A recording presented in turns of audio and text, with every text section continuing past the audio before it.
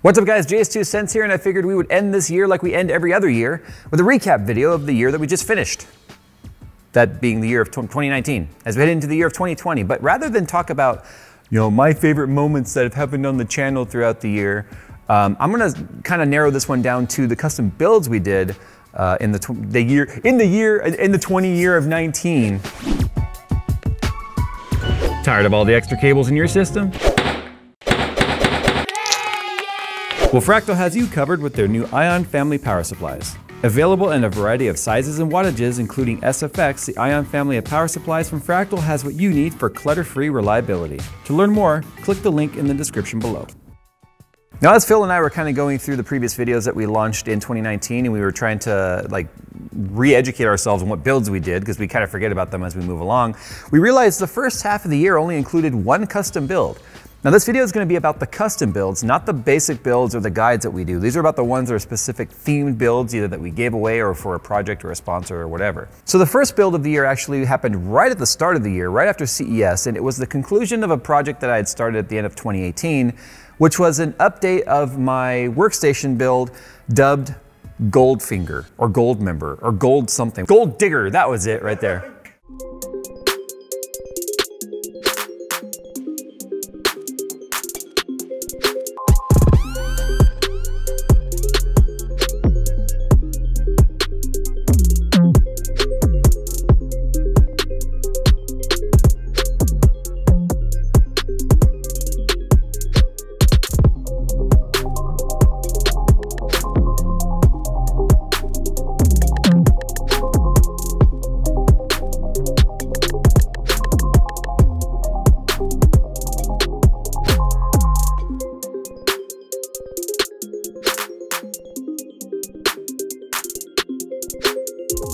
It was actually a pretty interesting build. It was the first time I had tried to do anything like sort of custom-ish, although there wasn't really anything custom done to the case other than painting, which I did a terrible job with. We were trying to get that gold sort of a look, but the problem is when you use aerosol cans or any sort of spray paint without actually plating anything, it's hard to make it look like gold. At the end of the day, it looked like raw gold before gold has been manufactured, machined and polished. It kind of looked like raw gold nuggets, if you will. And that's actually the system I'm still using today. It's been sort of hacked and mutilated and some parts taken out and swapped since then, which is why as we go into 2020, I'm going to be building myself a new workstation based on Threadripper that we've already talked about. But that was the first build that we actually completed on the channel in 2019. And one of the most meaningful builds we got to do in 2019 was actually for Make-A-Wish. Make-A-Wish had reached out to us and said that Kayz, who was unfortunately had to deal with Hodgkin's lymphoma and wanted nothing more than to be in one of our videos and build a computer with me. It was a huge honor because Make-A-Wish goes out of their way to make sure that whatever the wish is when they choose a child can come true. And considering the fact that there are so many other more worthy things to wish for than to be on our channel, I was obviously humbled and honored to be a part of that project.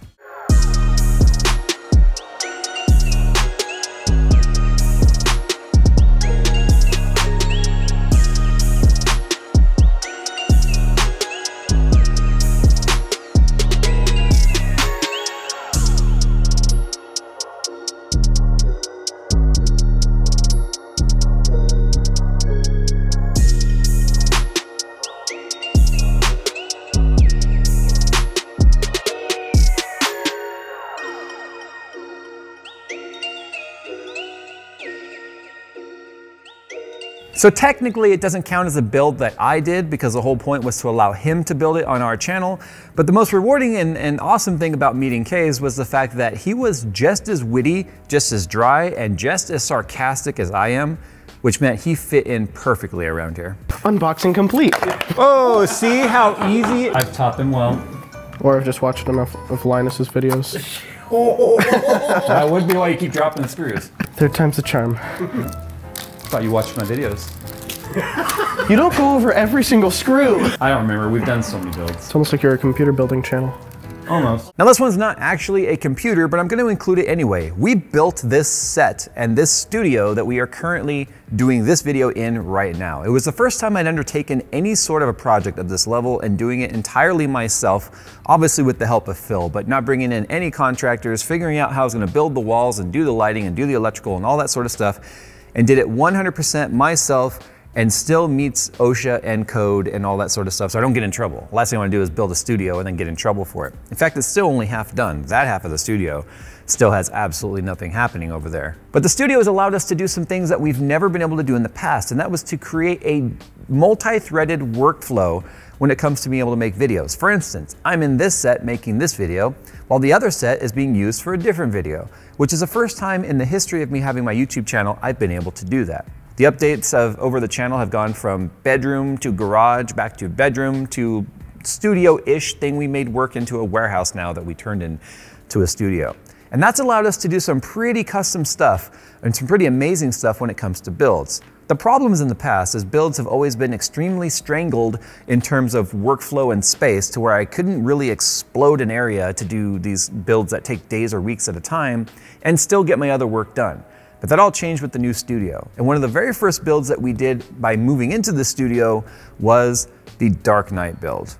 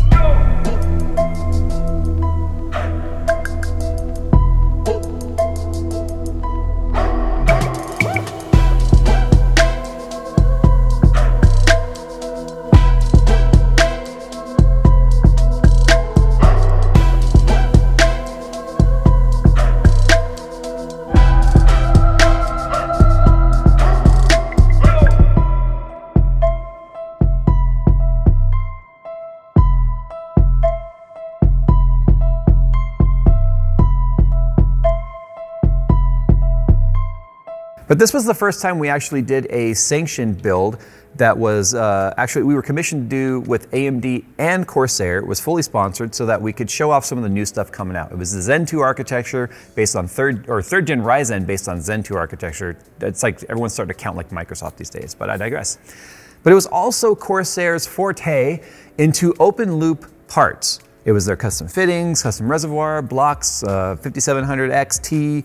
And so it was the first time we'd used all new stuff with a sponsored build that allowed us to kind of go ham on this. It was also the first time I finally admitted that everyone telling me that I should do painted tubes, and I used to tell everyone that that was a bad idea, painted tubes would look terrible. I had to completely eat my words because the tubing turned out phenomenal. Unfortunately, that build was sort of rocked with the fact that we were given a pre-production board that ended up borking on me when I updated the BIOS, and it's still sitting over there right now completely non-functional because I haven't had time to swap out the motherboard.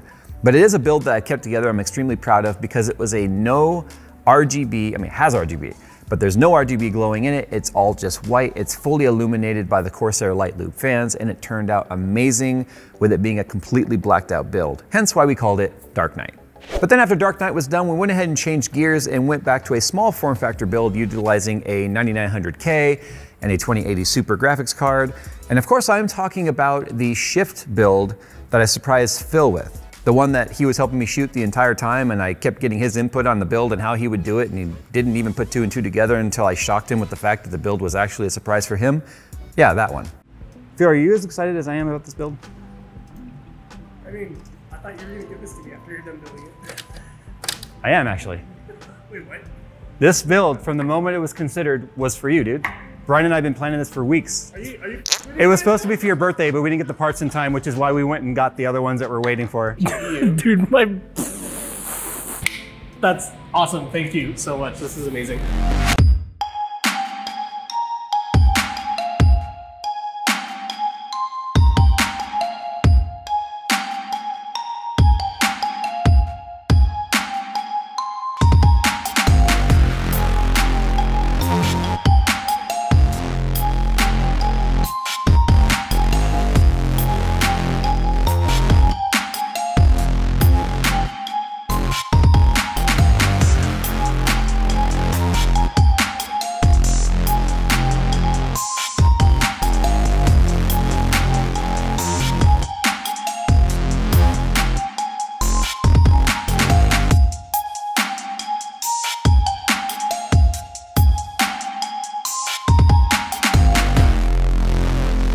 Now I didn't name the build because the build wasn't for me. And if you haven't noticed, my computer builds always have a name because it's easier to reference Dark Knight, Threadripper. Well, I mean, that's not really that original. It was the first Threadripper build we did, but Skunk works. And I asked Phil, what did he name his system? He said Sasha. I'm gonna assume it's probably because the case is gray, but we're gonna go ahead and move on to the next build after that, which was another small form factor build, but one that I really was excited about because it was the first time I got to use my shop in the manner at which I had always envisioned it being used, and that was for a full-fledged, full-on case mod.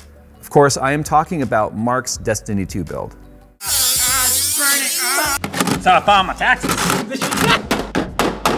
All right, are you ready? Close your eyes. Close your eyes. All right, open them up.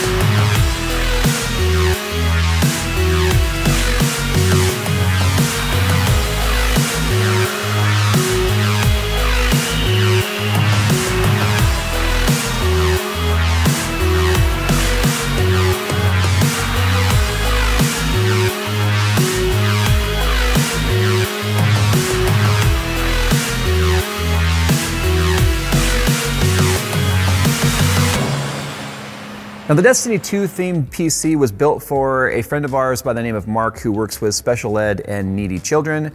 And so he has a very hard job and I wanted to reward him with something that he was not going to be able to afford for himself anytime soon. He was a newlywed.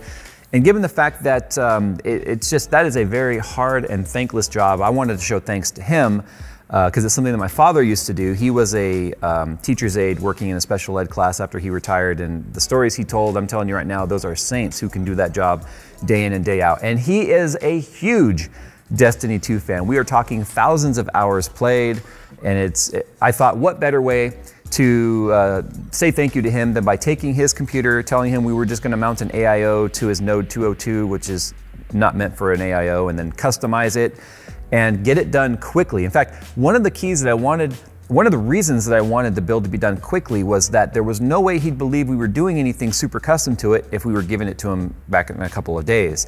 So it was one of the fastest builds I ever did around here, and according to popular review and the comments that we've seen on that video, it is my most liked build I've done yet on this channel. The custom techniques I used for painting, the chipping techniques, the fact that Phil made a whole backstory for it and made a part of the B-roll look like it was taken straight from the game. I got to really show off some of my nerd skills when it comes to my model building that I like to do in my spare time, or lack thereof lately. But it was the first time I got to take two hobbies of mine and really mesh them together and have something beautiful come out of it. As beautiful as it is, and it's funny to say beautiful because it's completely thrashed, and that was the whole point of it. He's just sort of calling it Wandering at this point. I mean, it's like, why really change the name? It's obvious it's Destiny 2. It's based on the Water Wing the ship, and he is extremely happy with the way it turned out. And to be honest, it was probably the hardest build for me to let go of because it was the first time I did something like that, but I think it went obviously to a good home. So we went from this completely hammered looking computer that was intentionally made to look that way, and then kind of reversed it. We went as clean as possible. I'm not talking about my personal rig, I'm talking about the one I did before that, my Camaro ZL1 themed build. It was a build I had done for a friend. I donated all the parts. I got Micro Center helped with some of the parts, but I donated the rest, built it, and then donated it to a friend of mine who was doing a Camaro convention show out in Las Vegas where it was CamaroCon. And so because I was attending and I've got my Camaro ZL1 1LE and I'm a huge track enthusiast, I wanted to support him by giving him something that he could raffle off to help recoup some of the cost for putting on that event. So it was really kind of fun to put together that system because it didn't just count as a custom build. It wasn't custom hardline tubed or anything like that. It was an extremely clean, aesthetically pleasing build that was built with nothing more than a screwdriver and zip ties and some snips, because the build also doubled as a chance for me to show people that you can have something that's extremely clean, custom, themed, and you don't have to know how to cut on metal, polish, deburr edges, sand, chip, or any of that sort of stuff. It's something anyone could do. So it was a good opportunity for me to show you that you don't need to have any sort of special trade skills or any sort of specialized tools to get a build that is themed and also something that's aesthetically pleasing and you could look at and be proud to show off and put on your desk and be super happy about.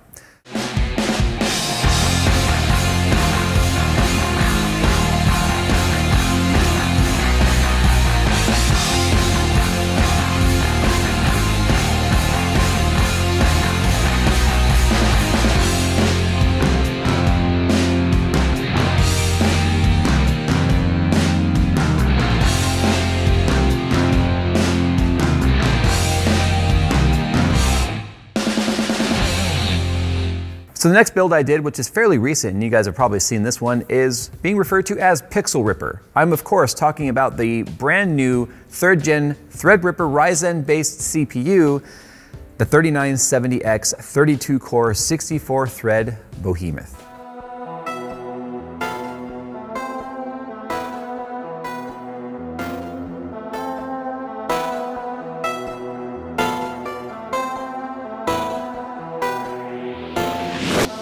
God.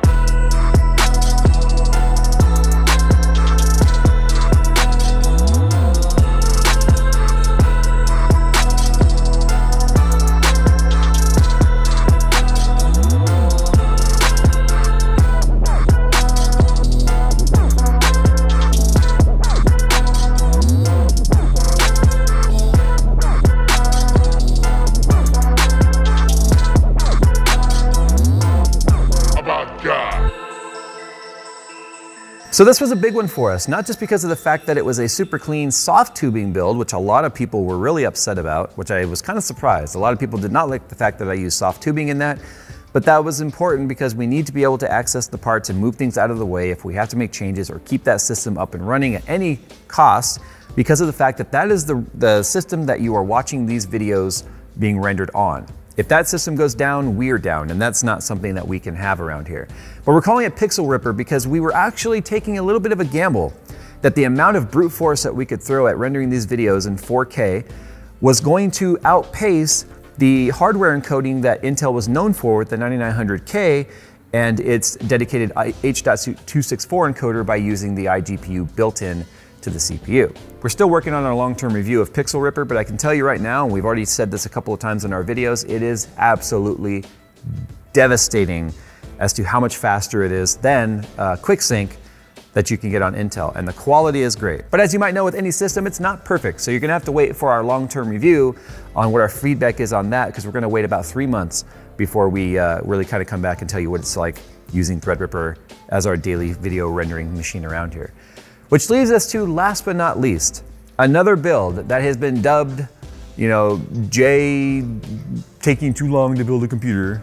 I mean, there's lots of different jokes about there, right? Post Malone's PC took a year.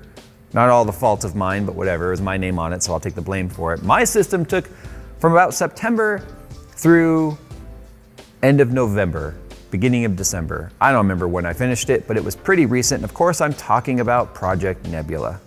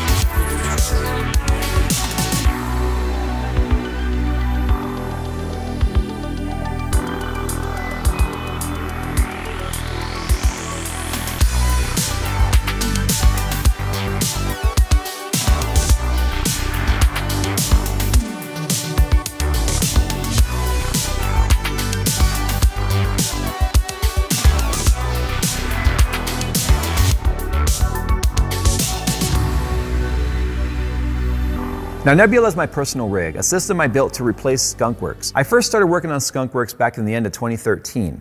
It's based on a Case Labs SMA8 case. That brand is no longer around, so the case has a lot of sentimental value because you can't replace it. But it's seen quite a few revisions, starting all the way back to a Z97 CPU. So I'm talking, of course, about the 4790K, which was a Devil's Canyon CPU that I used back then, and then it's seen many revisions all the way up to where it is today, using a 7960X X299 based CPU from Intel.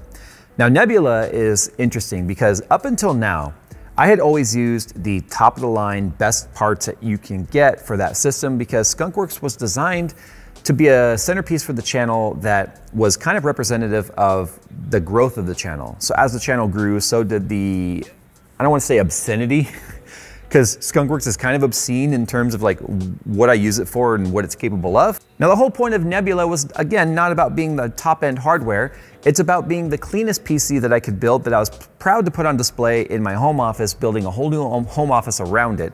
And I think we achieved that with the chrome fittings, the chrome tubing. I had never used metal tubing before. Until then, the most exotic material I'd used for tubing was glass, which was a whole different way of working with. But with the chrome tubing, all the fittings, the tearing down of the Inwin 928, painting it, clear coating it, polishing it, was a lot of fun. And it was obviously a completely different change of pace from what the Skunkworks currently is. So if you watch that video, you'll see we talked about the fact that I put the 9980XE CPU in there. One, because Threadripper would be a complete waste. But it's also one of those things where I have some sentimental value there because the first time I ever ended up on a leaderboard in the top 5, and then for a little while being in the first place in the world on CPU overclock, was with that 9980XE CPU on liquid nitrogen. So that CPU not only survived all the overclocking and how hard we pushed it and my learning curve, but it's now powering my personal rig. So it's got a lot of sentimental value there. The other thing regarding Nebula is a lot of people were like, why are you calling it Nebula? Well, it comes entirely down to the color theme that I chose. It's blues and purples, and with the polished metallic gray paint that I have in there, it sparkles like stars, and it just has a really clean look to it, and it looks a lot like a nebula that you would see out in outer space. Now, although a lot of people said I named it Nebula because I also showed a picture of Nebula from Avengers, that's not the entire reason. She also just happened to be the same color scheme. So surprisingly enough, that's all we did this year when it comes to custom builds, 7. But also too, that's the most we've ever done in a single year. Hopefully 2020 will allow me to do some more custom stuff. I want to get into 3D printing. I want to start making some of my own parts. I'm thinking about expanding the shop and getting some machines over here so I can start making my own custom things rather than always having to be at the mercy of whatever it is that I can order. I also want to try kind of playing out with some of the wiring, maybe play around with some rigid wiring, which is something that's kind of making a, I don't want to say a splash, but some people are actually doing it now where they're taking solid copper rod and bending it how they want and then sleeving that rod, and then you don't have to train cables that want to flop around. And it's just a whole nother way of doing things. Has a very inherent risk with it, but I think you guys know by now I'm willing to potentially shock myself for the sake of entertainment and making computers. So anyway, guys, that's it. I just wanted to recap 2019 by kind of showing you guys the custom builds we did and some of the rationale about why we did them, because this has been an extremely fun year for us. I got to do things I didn't think I'd ever really get to do. I got to make some custom builds I've always had kind of kicking around in my head that I finally got to make into a tangible system. And this is to 2020, where we are gonna hopefully do more bigger and better things than we've ever done around here. So as always, guys, a huge thank you for watching, and I hope you guys all have a great new year.